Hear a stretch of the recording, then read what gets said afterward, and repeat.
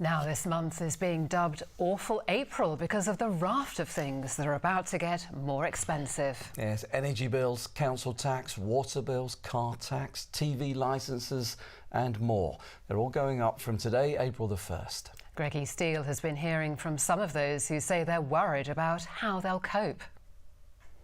Not so much April 1st as April's worst, a troubling list of everyday costs coming in at a higher price starting today. Energy's up again, with a typical gas and electricity bill rising by £111 a year.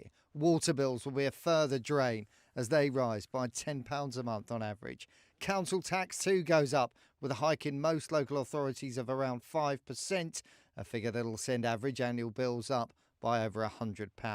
Even the phone in your hand you're maybe watching this on right now could cost you more, with average bills for many predicted to go up by 8.8%, depending on your contract. They say privatise, we say nationalise. Had enough? These protesters on Tyneside certainly felt that way. It's a hard time for pensioners and the vulnerable and the disabled people and the low paid. I know of one of the ladies, and she boils a kettle once a day and she fills the flask, and that's got to last her all day. The government insists it is stepping up to help those hardest hit. The national living wage is going up. Those eligible, aged 21 and over, will get a 6.7% pay increase from £11.44 to £12.21 an hour. And state pensions are going up too today by 4.1%.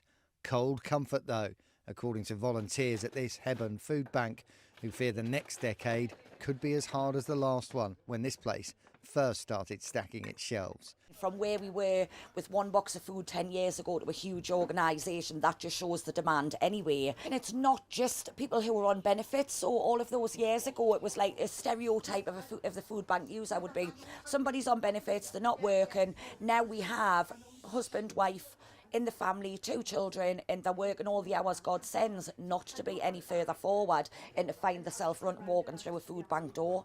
Outside, Lynette looks along the rails of a charity stall next door, wondering, like many others, just how hard all of this is going to hit. It's anxiety. Which bills you're going to pay first, how it's going to affect, a knock-on effect of if you haven't got enough to pay one and then you rob for one to pay the other. Right across the region then, households balancing their books under a new government that promised them things would get easier, and now may be wondering if they've been April fooled. Greg Steele, ITV News.